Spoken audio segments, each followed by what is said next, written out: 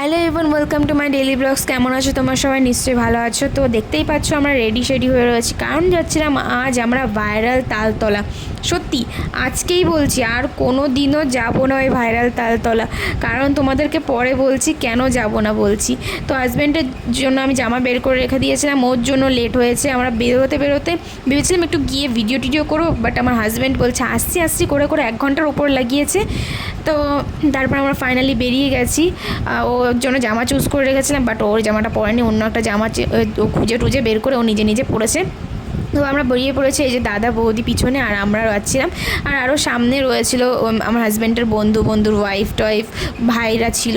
তো এই দেখো 111 ফুটের দুর্গা মায়ের প্রতিমা এই যে রেডি হচ্ছে, পুরো কমপ্লিট হয়ে গেছে, পেন্ট করা কমপ্লিট হয়ে গেছে। কয়দিন বা বাকি আছে দুর্গা পুজোর, তার জন্য কমপ্লিট তো করতে হবে তাড়াতাড়ি। তো আর এদিকে দেখো খেলা করছিল কত ভাইরা, তো আমি ভিডিও করছিলাম একটু। তো ফাইনালি চলে আসছি ছাপড়ি জায়গা, ভাইরাল তালতলা ছাপড়ি জায়গায় বলবো আমি। এত বাজে জঘন্য জায়গা, আমি ভেবেছিলাম এর থেকে রেস্টুরেন্টে যাওয়া খেয়ে দিয়ে ঘোরা খুবই সুন্দর ছিল, বাট এইখানে গিয়ে সবথেকে বড় ভুল করেছি। এত ছাপড়ি লোকজন, এত ছাপড়ি জায়গা।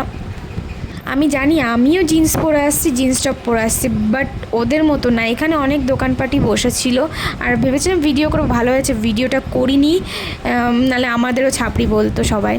তো আমি কোনোদিনও আর তালতলা যাওয়ার কথা বলবো না। আমার হাজব্যান্ডকে আমি প্রথমে বলে দিয়েছি আর কোনোদিনও তোমাকে বলবো না তালতলা নিয়ে যাও, এত জঘন্য জায়গা। তো এখানে দেখো আমি দেখাতে নিয়ে আসছি তোমাদেরকে যে দুর্গা মায়ের মূর্তিটা অলরেডি কমপ্লিট হয়ে গেছে।